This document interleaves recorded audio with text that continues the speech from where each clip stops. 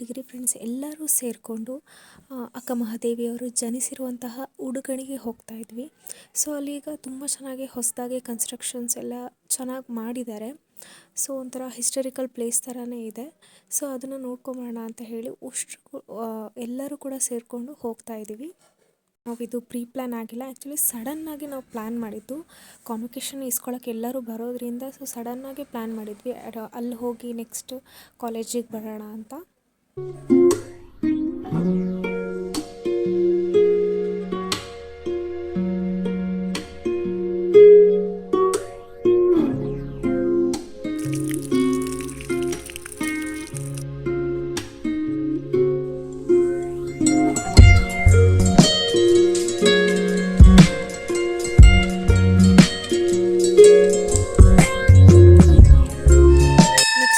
ಬರ್ತಿರೋದು ಇದು second time.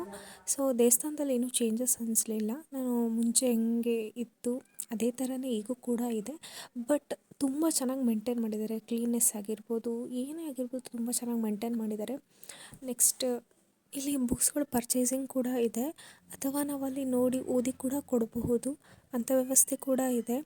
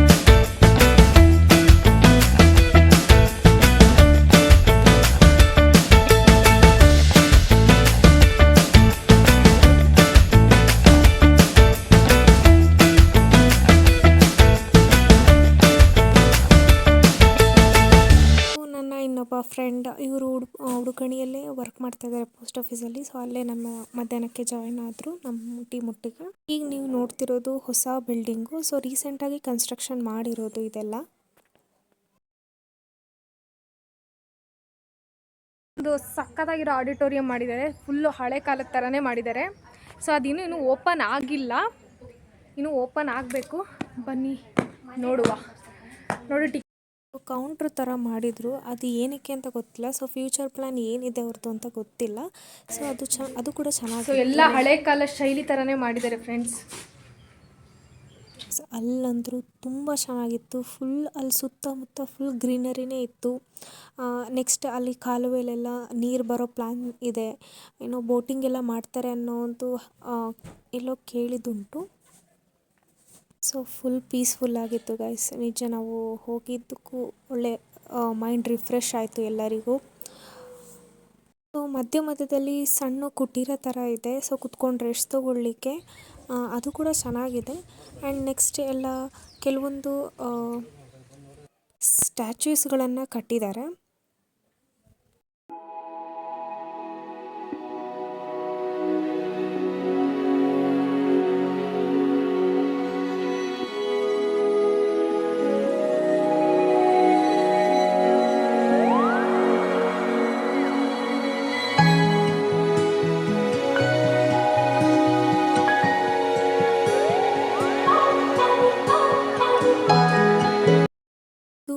ಇದು ಬಂದುಬಿಟ್ಟು ಒಂದು ಸನ್ನಿವೇಶನ ಇಲ್ಲಿ ಸ್ಟ್ಯಾಚು ಥರ ಕಟ್ಟಿದ್ದಾರೆ. ಸೊ ಇದು ಕೂಡ ತುಂಬ ಚೆನ್ನಾಗಿದೆ. ಒಳಗಡೆ ಏನಷ್ಟು ಎಂಟ್ರಿ ಇರಲಿಲ್ಲ, ಅಲ್ಲಿನೂ ಕನ್ಸ್ಟ್ರಕ್ಷನ್ ಇನ್ನೂ ಆಗ್ತಾನೇ ಇದೆ, ಫುಲ್ ಫಿನಿಶಿಂಗ್ ಎಲ್ಲ ಆಗಿಲ್ಲ. ಸನ್ನಿವೇಶದ ಕತೆ ಏನಂದರೆ, ಕೌಶಿಕ ಮಹಾರಾಜರು ಅಕ್ಕಮಹಾದೇವಿಯವರ ಸೌಂದರ್ಯಕ್ಕೆ ಮರಳಾಗಿ ಸೊ ಇವ್ರನ್ನ ವಿವಾಹ ಆಗಬೇಕು ಅಂತ ಯೋಚನೆ ಮಾಡಿರ್ತಾರೆ. ಸೊ ಅಕ್ಕಮಹಾದೇವಿಯವರು ಕೂಡ ಕಂಡೀಷನ್ಸ್ಗಳನ್ನು ಹಾಕಿ ವಿವಾಹ ಆಗ್ತಾರೆ. ನನ್ನ ಶಿವನ ಭಕ್ತಿಗೆ ಮತ್ತು ಧಾರ್ಮಿಕ ಆಚರಣೆಗಳಿಗೆ ಯಾವ ಅಡ್ಡಿಪಡಿಸಬಾರ್ದು ಅಂತ ಕಂಡೀಷನ್ಸ್ಗಳನ್ನು ಹಾಕ್ತಾರೆ. ಸೊ ಆ ಕಂಡೀಷನ್ಸ್ಗಳನ್ನು ಮಹಾರಾಜರು ಉಲ್ಲಂಘಿಸಿದಾಗ ಸೊ ಇವರು ಎಲ್ಲವನ್ನೂ ತ್ಯಜಿಸಿ ಊರನ್ನು ಬಿಟ್ಟು ಹೊರಡ್ತಾರೆ.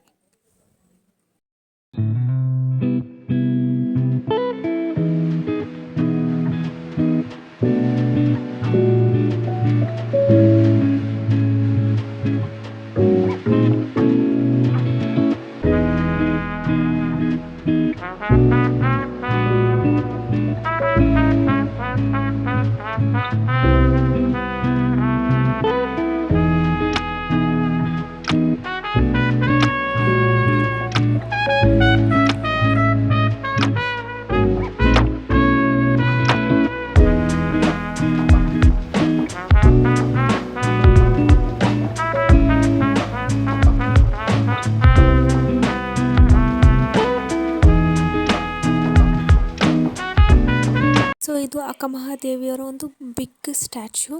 ಸೊ ಅಲ್ಲೊಂದು ಬಾಗಿಲು ಕಾಣ್ತಿದೆಯಲ್ಲ, ಅದು ಗುಹೆ ಥರ. ಸೊ ಅದರೊಳಗಿಂದ ಎಂಟ್ರಿ ಇದೆ.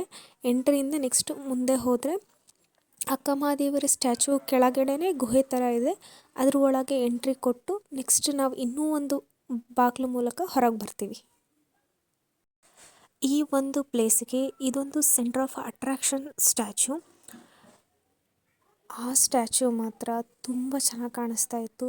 ಮೇಲ್ಗಡೆ ಮೋಡ ಆಗಿದ್ದಕ್ಕೂ ಅದು ಸ್ಟ್ಯಾಚ್ಯೂ ತುಂಬ ದೊಡ್ಡದಾಗಿರೋದಕ್ಕೂ ತುಂಬ ಚೆನ್ನಾಗಿ ಕಾಣ್ತಾ ಇತ್ತು ಕೂಡ.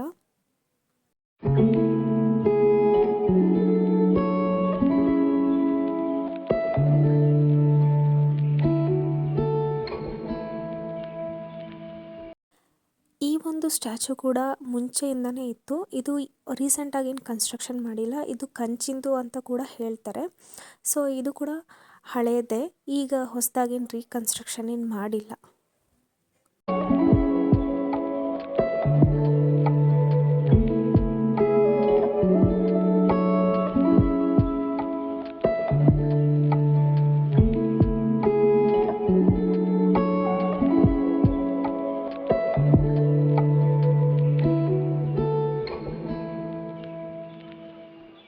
ನೆಕ್ಸ್ಟು ಅಲ್ಲೇ ಕೆಳಗಿಳಿದ್ರೆ ಪಕ್ಕದಲ್ಲಿ ಪಾರ್ಕ್ ಇತ್ತು.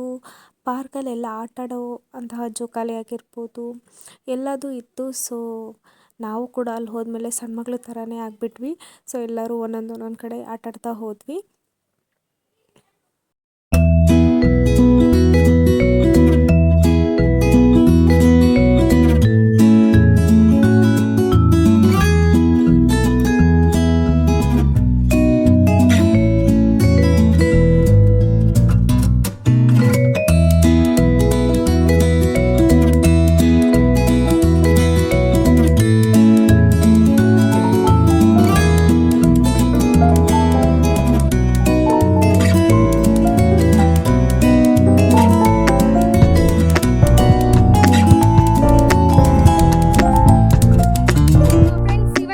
ಆಗಿತ್ತು. ಅಕ್ಕಮಹಾದೇವಿದ ಕನ್ಸ್ಟ್ರಕ್ಷನ್ ಆಗ್ತಾ ಇದೆ. ಸೊ ಅರ್ಧ ಬರ್ಧ ಕನ್ಸ್ಟ್ರಕ್ಷನ್ ಆಗಿದೆ, ಮತ್ತೆ ಫುಲ್ ಕನ್ಸ್ಟ್ರಕ್ಷನ್ ಆದಾಗ ಮತ್ತೆ ತೋರಿಸ್ತೀನಿ. ಈಗ ಎಷ್ಟು ಚೆನ್ನಾಗಿದೆ, ಫುಲ್ ಕನ್ಸ್ಟ್ರಕ್ಷನ್ ಆಗಿ ಇನ್ನೂ ಚೆನ್ನಾಗಿ ಕಾಣುತ್ತೆ. ಸೊ ಯೂಟ್ಯೂಬ್ನ ಬ್ಲಾಗ್ನ ಎಂಡ್ ಮಾಡೋ ಸಮಯ. ಸೊ ಋತ್ವಿಕಾ ಎಂ ಶಿಕಾರಿ ಯೂಟ್ಯೂಬ್ನ ಎಂಡ್ ಮಾಡೋ ಸಮಯ. ಲೈಕ್ ಮಾಡಿ, ಶೇರ್ ಮಾಡಿ, ಕಮೆಂಟ್ ಮಾಡಿ, ಸಬ್ಸ್ಕ್ರೈಬ್ ಮಾಡಿ. ಹಂಗೇನ ಗಂಟೆ ನೋಡಿರಪ್ಪ.